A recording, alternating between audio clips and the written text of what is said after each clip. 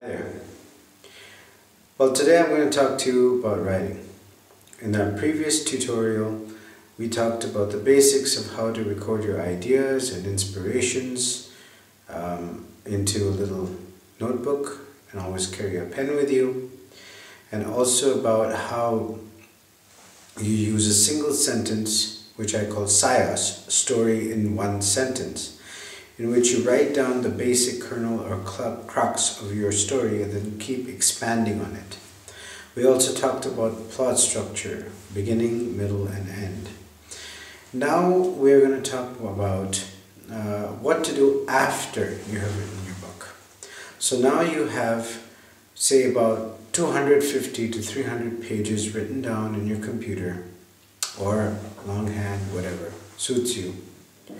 And now you wonder what to do with it. Well, first of all, I would not recommend at this stage for you to actually send that manuscript anywhere. I would say wait for about a week, 10 days maybe, take a break, look at your story after at least about a week to 10 days. Read your story from cover to cover and try to be as impartial as you can possibly be. You see, sometimes when we write something ourselves, we become biased to it. We think whatever I've written is good. No. You have to take off your writer's hat and put on your editor's hat at that time and look at it as if you're not the writer. Imagine that you haven't actually written this. This is someone else's works. You read your book, take a pencil, try to scratch out the things you don't think really fit in, add things that you do, rewrite, and take that stuff back to your computer, or either you can print it out or you can do it directly into your computer, whatever you're comfortable with. So rewrite the manuscript.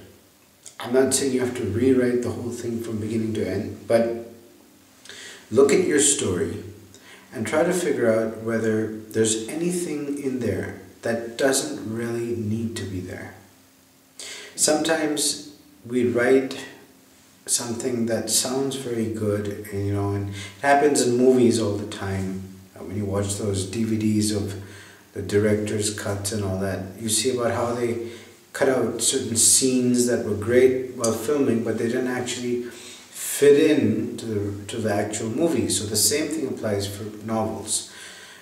Sometimes you come across a particular scene or a particular section of your novel, which, though it may have been very well written, it doesn't really fit into the novel. It's not actually helping your characters to move ahead in the plot. So that is an example of where you really need to cut. You need to cut out things that don't fit in, that don't belong there, no matter how well you've written them. Okay, so when you've done this, maybe you do it a couple of times, you rewrite, you cut out things, you add things, you might want to explore certain elements in the story that you haven't really explained well enough, or you haven't really explored well enough, right? So you can do that. And let's say now you have a final manuscript ready. Now what do you do next? Well, there are a lot of different options today. The general traditional way of going about it is you send your query letter to various agents, because most large publishing houses do not accept unsolicited manuscripts from writers. Now what an unsolicited manuscript means is a manuscript that has been sent without an agent.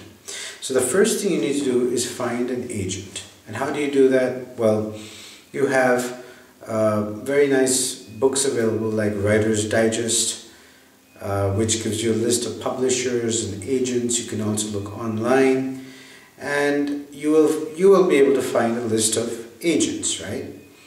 And generally, different agents have different sort of specialities. Some people may represent certain genres, some people may represent different kinds of writing, whatever. So find an agent who represents your genre. And remember one thing very important. You never pay an agent to read your book. Simple as that. If an agent tries to charge you some sort of writing fees or something like that, avoid them. Avoid them like the plague. Only go to an agent who is recognized, and generally if you look in this Writer's Digest, you'll find across the agent's name like a little star which sort of, or there'll be some sort of a symbol which kind of gives you an indication that this agent is a verified agent and does not really charge anything and things like that. So when you send a query letter, and in your query letter basically you'll write a sort of a brief idea about your book, maybe in one page, just say that you've written a book about a particular genre and this is why you think your book would sell, and so on and so forth. Try to write something that will make your book look good. And there are a lot of query letters available on the internet that you can use as samples to get an idea about how to write it. So some different agents, they want to see say maybe 3 chapters of your book or some kind of a synopsis of your novel, whatever. You look at each and every agent and see what they are looking for, what they ask you. If they ask you for 3 sample chapters, send them 3 sample chapters. If they want a synopsis, send them a synopsis, which is basically just a reduction of your book, say into 1 or 2 pages, just to give you an idea about what the book is about. So do that, send that to them. Most of them insist on self-addressed stamped envelopes, and if you're sending it to the US, say a publisher or an agent in New York, for example, if you're going to send a SASE, it's a self-addressed stamped envelope, if you're going to send that, you have to send international reply coupons. Or what I did is, because I live in India, so I actually bought US stamps from the US postal website, and they sent it to India.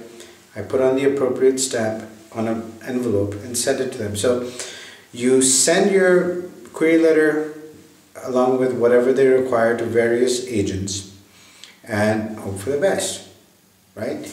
So when an agent replies to you, if they reply to you and they're willing to represent you, they are going to send you a contract, and you're going to, there's legal stuff involved. You're going to sign a contract with them, and then they're going to send your work to various publishers, and if you're lucky, you will have a published book soon.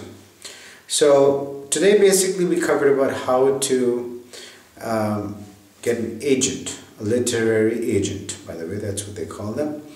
And in the next segment we're going to talk about more modern ways of publishing, things like self-publishing and publishing ebooks and things like that.